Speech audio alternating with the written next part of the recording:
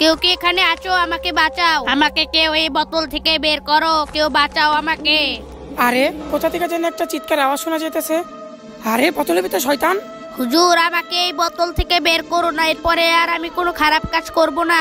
আচ্ছা ঠিক আছে, তোকে আমি এই বোতল থেকে বের করবো, এরপর থেকে আর খারাপ কাজ করা যাবে না। আল্লাহু আল্লাহু। হুজুর হুজুর হুজুর। আরে তোমার কি হয়েছে? হুজুর, কিছুদিন আগে যে একটা শয়তানকে আপনি মুক্ত করেছিলেন না, ওই শয়তান তো সবাইকে বিরক্ত করতেছে। ওকে এখন কোথায় পাওয়া যাবে? ওকে তো উত্তরপাড়া পাওয়া যাবে। আচ্ছা ঠিক আছে, চলো আমার সাথে। হুজুর, ওকে তো আমি এখানে দেখেছি। আচ্ছা ঠিক আছে, দাঁড়াও। আউযু বিল্লাহি মিনাশ শাইতানির রাজিম, বিসমিল্লাহির রহমানির রহিম। ফু। তুই আমাকে এখানে ডেকেছিস কেন? তাড়াতাড়ি বল।